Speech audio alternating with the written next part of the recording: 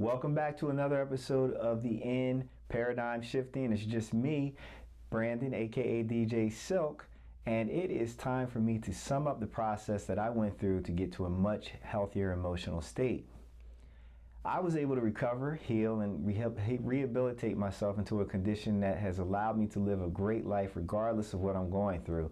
And it is my hope that my sharing of what I went through will be helpful to you and get you to a better place as well.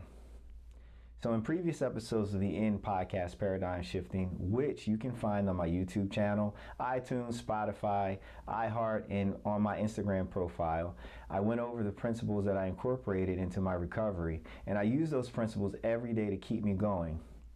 If this is the first time we're getting to meet, then the easiest thing for you to do is either go to my IGTV series for the In Podcast, which you can find me under the username @DJ Silk, or go to the link https://www.linktr.ee/DJ Silk12 and choose the way you want to consume those episodes.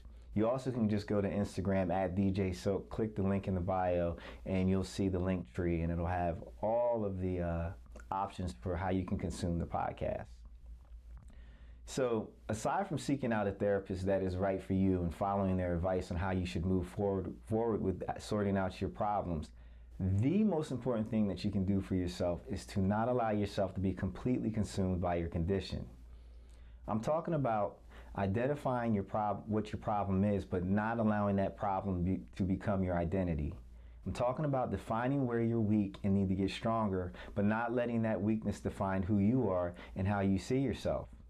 I'm talking about accepting that you have these problems to deal with, but not inviting your problems to move in with you for the rest of your life. I'm talking about waking up every day and committing yourself to going out and living your life and doing the best you can, even if the best you can do today won't be as good as yesterday's best. The weight of emotional stress will slow you down, but it can only stop you if you allow it to. Life goes on whether you try to keep up with it or not. If you stay in one place for too long, you may find it almost impossible to catch back up with the rest of your world, and that means you will have added another problem to your other list of problems. If you're suffering through a spell of depression right now, do the future version of yourself a favor and do your best to push through it. Taking one step a day is better than taking no steps. Sometimes in life you need to fake it until you make it. If you have the ability to get up and live your life, then go and do it. And if you're listening to me right now, then you definitely have the ability to get up and get moving, even if you're doing it with a heavy spirit. So when I was at my worst, I allowed my depression to stop me in my tracks.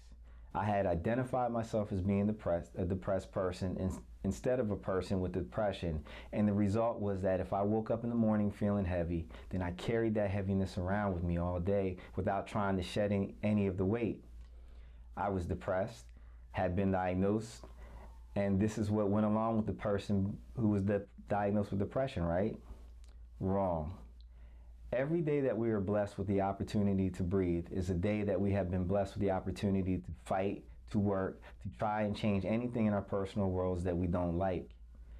You have to prepare yourself to accept the cure rather than accept living with the problems.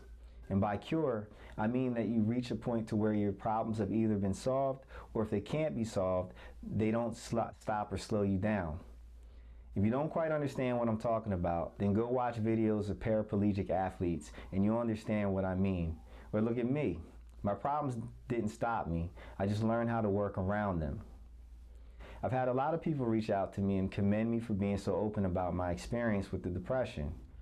All of those people were surprised that I had it, and the reason is because I found my way of managing it to a point to where I don't have room for depression to slow me down, and the only way that I could get to this point was by actually moving. I had to ignore the thoughts and feelings that tried to keep me in place, have me dream up more bad thoughts, and just get to living my life the best way I could. Anyone who works out on a regular basis can tell you that there have been times when they didn't feel like they didn't want to work out, but they went ahead and did it anyway. It took them more energy than usual to get started, but once they got moving, they were happy that they pushed themselves to work out. Sometimes they even managed to have the best workout possible. That analogy can be true in your everyday life when you're battling those depression demons. Get moving, even though your mind is telling you to stay still for no good reason and for an extended period of time. Accept the phone calls from the people that care for you and are trying to check on you. Respond to those text messages and engage in the back and forth. Go to the places where you've been invited rather than stay in that dark emotional place alone. In all of those scenarios I just laid out, if the interaction is just too much for you in that moment of time, then you can always retreat and get your energy up and try it again later. But give yourself a chance to enjoy yourself. Give those people who want to love on you the chance to let their love and energy lift you up. If you're suffering from depression, then seek the help of a therapist. www.mentalhealth.gov is a great place to start if your health insurance doesn't cover those kinds of services, or if you don't have health insurance at all. There's nothing to be ashamed of if you're struggling with emotional problems. You're not the only one who's suffering, so don't let your shame or embarrassment prevent you from getting the help or letting the people who care for you play a role in helping you to get to a better emotional place. We all fall down, and we all can get back up. Don't be the only one to fall and not get back up. So thank you for letting me into your world and listening to what I have to say. If you're someone who is suffering from depression, I hope that I was able to help you move closer to finding relief. Now, if you're a person who has had someone in your life that is suffering from depression, then I hope that I have helped you to understand what they may be experiencing and that this content can help be a tool that you can pass on to them to help them out. The best way that you can be there for your friend or loved one who is suffering with depression is by being a good listener. Let them share what they want to share, and don't try to solve their problems for them in that moment or to push them to open up. Give them the room to express themselves, and when they are in a better emotional space, then talk about possible solutions.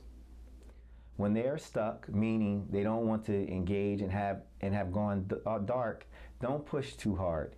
Invite them out, offer to come over, give them a call or send them a text. Let them know that they have you as an option, and if they don't take the option, then remind them that you're always there for them and that when they're ready for you, you'll be there for them. Let them know that the invitation is always open to them. Let them know that when they're ready to talk, you'll be there, and periodically reach out with a call or a text to just check in. Send them funny jokes or links to interesting content.